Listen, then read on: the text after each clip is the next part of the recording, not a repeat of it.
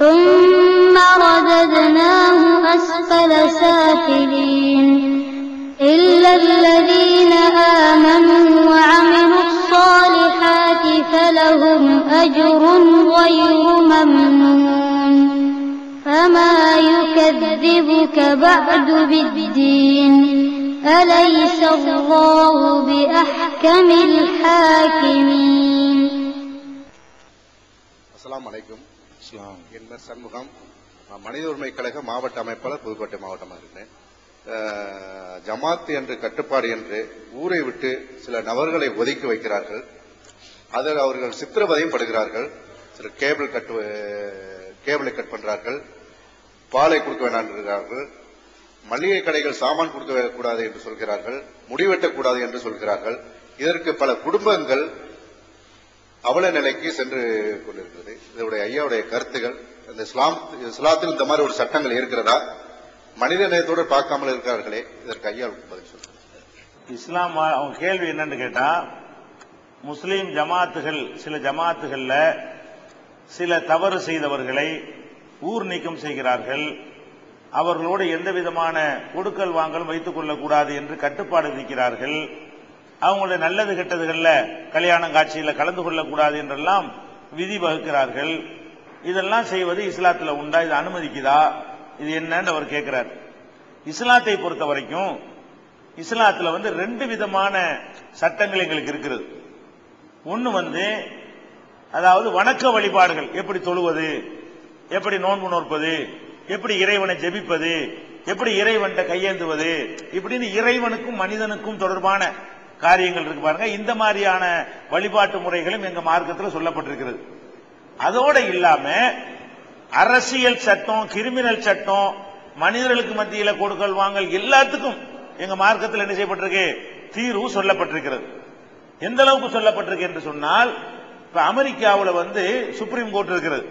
இந்த அமெரிக்க சுப்ரீம் கோர்ட்ல என்ன பண்றாங்கன்னு கேட்டா, உலகத்திலேயே சிறந்த சட்டங்களை வகுத்தவர்கள் யார் அப்படின்னு ஒரு பட்டியல் எடுக்கிறாங்க. அந்த பட்டியல் 10 பேரை தேர்ந்தெடுக்கிறாங்க. அந்த 10ல ஒரு ஆள் நபிகள் நாயகம். உலகத்திலேயே சிறந்த சட்டங்களை, எல்லா நுணுக்கமான சட்டங்களை உலகத்துக்கு தந்தவர்கள் எடுத்துக்கொண்டால், கிரிமினல் சட்டம், சிவில் சட்டங்களை, குற்ற விசாரணை முறை, நீதிமன்ற நடவடிக்கைகள், சாட்சியம், கொடுக்கல் வாங்கல், எவ்வளவு விஷயங்கள் இருக்கிறது.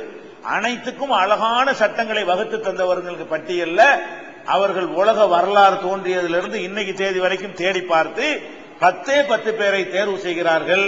அந்த 10ல் ஒரு ஆள் யார் என்ற 10ல நபிகள் நாயகம் மட்டும் ஆன்மீக தலைவர், பாக்கி எல்லாம் அரசியல் நிபுணர்கள் தான். மீதி 9 பேரும் வேற எந்த மதத்து ஆன்மீக தலைவருக்கு அதில் இடம் கிடைக்கல. ஆன்மீக தலைவர்களாக இருக்கிற ஒரு ஆள் இடம் பெற்றிருக்கிறார் என்றால் அது முகமது நபி மட்டும்தான். அந்த 10 பேருக்கு சிலை வைக்கிறாங்க. முகமது நபிக்கு அந்த சிலை வச்சாங்க. நாங்க எல்லாரும் எதிர்ப்பு தெரிவிச்சனால சிலையை மட்டும் எடுத்துக்கிட்டாங்க. முஸ்லீம்களை எங்களுக்கு சிலை இல்ல, வைக்க கூடாதுன்றதுனால. எதுக்கு இதை சொல்றேன்னு கேட்டா, அப்ப முகமது நபி அவர்கள் இறைவனுடைய வழிபாட்டை மாத்திரம் சொல்லித்தர வரல. கொடுக்கல் வாங்கல் எப்படி செய்யணும், எப்படி விசாரிக்கணும், எல்லாத்தையும் சொல்லித்தரதுக்கு வந்திருக்கிறாங்க. அந்த அடிப்படையில எல்லா சட்டங்களையும் இஸ்லாம் தலையிடுங்க. இப்ப ஒரு மனுஷன் திருடிட்டான்னு வைங்க, திருடி விட்டால் நம்ம நாட்டில் என்ன செய்வாங்க? ஜெயில பிடிச்சு போடுவாங்க, கொஞ்ச நாளைக்கு சோறு கொடுப்பாங்க, அப்புறம் 3 மாசம் தண்டனை, 6 மாசம் தண்டனைப்பாங்க, அதோட வெளியே வந்துருவான். ஆனா இஸ்லாத்துல என்ன? திருடிட்டா கையை வெட்டணும் இருக்குது. திருடினா கையை வெட்டு மர திட்ட மாட்டான். சட்டங்கள் கடுமையா இருந்தா தான் குற்றங்கள் குறையும் அப்படின்னு இஸ்லாத்துக்கு ஒரு பார்வை இருக்கிறது.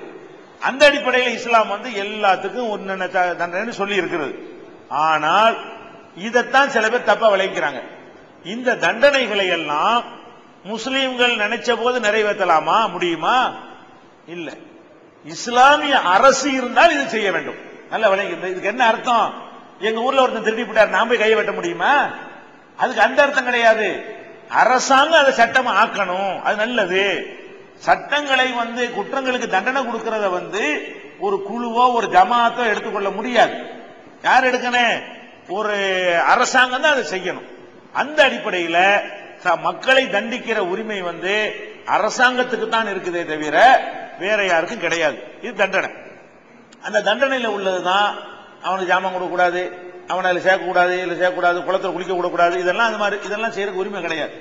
இதெல்லாம் நீதிமன்றத்துக்கு போனால் அந்த ஜமாத்துகள் தண்டிக்கப்படுவார்கள். அதே நேரத்தில் ஒரு பள்ளிக்கூடம் இருக்கட்டும், ஒரு சங்கம் இருக்கட்டும், ஒரு சமுதாயம் இருக்கட்டும், அதுக்குன்னு ஒரு ஒழுங்கு வச்சிருப்பாங்க. அந்த ஒழுங்குக்கு உட்பட்டு தண்டிக்க உரிமை இருக்கான்னா உரிமை இருக்கிறது. இப்ப நாங்களே இப்ப ஒண்ணு தண்டிக்கலாம். எப்படி செய்யலாம்? நீங்க கேள்வி கேட்டீங்க, கேள்வி கேட்கும்போது முஸ்லீம் ஒரு ஆள் எந்திரிச்சு என்ன கேள்வி கேட்கிற அப்படிங்கிறாரு. இப்ப நாங்க ஒரு வெளியேற்றுறோம், இது தண்டனை தானே. எப்படி ஜமாத்து ஒரு வேலையை செய்கிறதோ அந்த மாதிரி என்ன செய்வோம், நீங்க இங்க வர்றதா இருந்தா இதை ஒத்துக்கிட்டு தான் இருக்கணும்.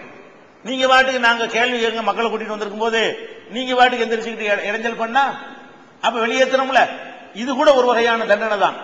இந்த தண்டனையை கொடுக்கிற அதிகாரம் ஜமாத்துகளுக்கு மட்டுமில்ல, ஒரு பள்ளிக்கூடத்துக்கு மாணவன் வெளியேற்றுறாங்க, நீ எப்படி மாணவன் வெளியேற்றலாம்? அரசாங்கமா மாணவன் வெளியேற்று? ஒரு பள்ளிக்கூடத்திலிருந்து மாணவனை வெளியேற்றுற வேலை யார் தான் செய்வாங்க? அந்த ஸ்கூல் தான் செய்யுமே தவிர அரசாங்கம் செய்யாது. அரசாங்கத்துக்கு இதெல்லாம் தேவையில்லாத விஷயம். ஒரு சங்கத்தில் ஒருத்தர் இருப்பாரு, அந்த சங்கத்துக்கு ஒரு கட்டுப்பாடு வச்சிருப்பாங்க, 3 கூட்டத்துக்கு வராட்டி உன்னை நீக்கிடுவோம்னு சொல்லி அந்த சங்கத்திலிருந்து வெளியேற்றுவாங்க. இது மனித உரிமை மீறல் சொல்ல முடியுமா? இவர் அந்த சங்கத்தில் இருக்க ஆசைப்பட்டாரையானால் 3 தடவை போய் இருக்கணும். அதான விஷயம். 5 ரூபாய் சந்தா போட்டிருப்பாங்க, சந்தா செலுத்தாட்டி உறுப்பினர் இல்லைன்னு இருப்பாங்க. ஒருத்தர் சங்கத்தில் இருந்துகிட்டு சந்தாவும் செலுத்தாம உறுப்பினரை விட்டு நீக்கணும்ன எப்படி நீக்கலாம்? ஏன் உரிமை பறிபோயிருச்சுன்னு கேட்க கூடாது. எந்த சங்கத்தில் இருக்க ஆசைப்படுகிறாரோ அந்த சங்கத்துக்குன்னு சில ஒழுங்குகள் இருந்தால் அதை பேண தவறினால் அந்த சங்கத்தை விட்டு வெளியேற்றலாமே தவிர அதனால நாட்டை விட்டு வெளியேற்றக்கூடாது. சங்கத்தை விட்டு போன சொல்லணுமே தவிர அந்த வெளியில டீ கடையில் உனக்கு டீ கொடுக்காது நான் சொல்லக்கூடாது. இங்க ஒருத்தர் ஒழுங்கீனமா நடக்கிறான்னு வைங்க, அவரை வெளியே போக சொல்றோம், அவ்வளவுதான் நமக்குள்ள ரைட்டு. என்ன சொல்லக்கூடாது? வெளியே போனாலும் கூட அடிங்க, அது நான் சொல்லக்கூடாது. வெளியே போன ஆளுக்கு எந்த தொடர்பு வச்சுக்கிறாதீங்க, அது நான் சொல்லக்கூடாது. வெளியே போன ஆளுக்கு புஸ்தகம் சீடி எதுவும் விற்காதீங்க, அது நான் சொல்லக்கூடாது. நமக்குன்னு ஒரு எல்லை இருக்கிறது. அது மாதிரி ஜமாத்துகள் இருக்கிறாங்களா, அவங்க ஒரு இஸ்லாமிய அடிப்படையில் இப்படிலாம் நடக்கணும்னு வச்சிருக்கிறாங்க. அதை ஒத்துக்கிட்டு உறுப்பினர் ஆகுறாரு. உறுப்பினர் ஆகக்கூடிய ஒருத்தர் அதை மீறினார்ல இருக்க முடியாதுல்ல. ஜமாத் என்பது ஒரு சங்கம் தானே, ஜமாத் என்பது ஒரு சங்கம். ஆனா அந்த சங்கத்தில் அவங்க என்ன செய்யலாம்? இந்த சங்கத்துக்கு உள்ள சில காரியங்கள் இருக்கிறது, அதுகள்ல உன்னை நாங்க சேர்த்துக்கிற மாட்டோம். இது முஸ்லீம் மட்டும் செய்யல, எல்லா கிராமங்களும் இது மாதிரி செய்யறாங்க. ஆனா இதை எல்லை மீறக்கூடாது. அவங்க என்ன செய்யணும்? நீ இஸ்லாத்தை உதாரணமா ஒருத்தன் தண்ணி அடிச்சுக்கிட்டே வர்றான், குட்டி போதையில இது பண்றான், அநியாயம் பண்றான். ஊர்ல என்ன பண்ணிருக்காங்க? இந்த குடி போதையில் இருக்கிறவர்கள் எங்க ஜமாத்துல இருக்க கூடாது அப்படின்னு வச்சிருக்காங்கன்னு வைங்க. அந்த குடிகாரன் என்ன செய்வாங்க? நீ ஜமாத்துல கிடையாது போப்பா, இது தப்பு கிடையாது. ஆனா என்ன செய்யக்கூடாது? அவனை போய் கடையில ஜாமான் வாங்க கூடாது, குளத்துல குடிக்க கூடாது, தெருவில் நடக்க கூடாது. இது இதெல்லாம் அரசாங்கத்துக்குள்ளது, இதெல்லாம் கவர்மெண்ட் செய்யற வேலை. இதை வித்தியாசத்தை விளங்காம அவங்கவுங்க வட்டத்துக்குள்ள ஒரு நடவடிக்கை இருக்காட்டி நாடு நாசமா போயிடும். ஒரு சங்கம் நடக்காத அப்புறம் சங்கத்தில் இந்த ஒரு கட்சியில இருந்து ஒரு ஆள் நீக்கிறாங்க. ஏன் நீக்கிறாங்க? அந்த கட்சியில இருந்து கட்சி தொடர்பாக உறவு வச்சுக்கிற கூடாது அறிக்கை விடுறாங்களா இல்லையா? அது கட்ட பஞ்சாயத்து. அது ஒரு திமுகவுல இருந்து ஒரு அண்ணா திமுக ஒரு ஆள் நீக்கிடுவாங்க, கட்டம் கட்டிடுவாங்க. கட்டம் கட்டி என்ன செய்வாங்க? இவர் நீக்கப்பட்டு விட்டார், இவரோடு கட்சிக்காரர்கள் யாரும் கட்சி தொடர்பாக தொடர்பு வைத்துக் கொள்ளக்கூடாதுன்னு சொல்லுவாங்க. அவருடைய கர்மாதிக்கு போக கூடாதுன்னு சொல்ல மாட்டாங்க. என்னதான் சொல்லுவாங்க? ஏன்னா இவரு எதிர்கட்சி தலைவருடைய கர்மாதிக்கு அவர் போவார், அவர் கர்மாதிக்கு இவர் வருவார். அது டாபிக் கிடையாது. என்ன தடுப்பாங்க? அமைப்பு சார்பா நீ அவனோட தொடர்பு வச்சுக்கிறாருன்னு சொல்லுவாங்க. அந்த அந்த எல்லையை விளங்கி ஜமாத்துகள் செய்யலாம்.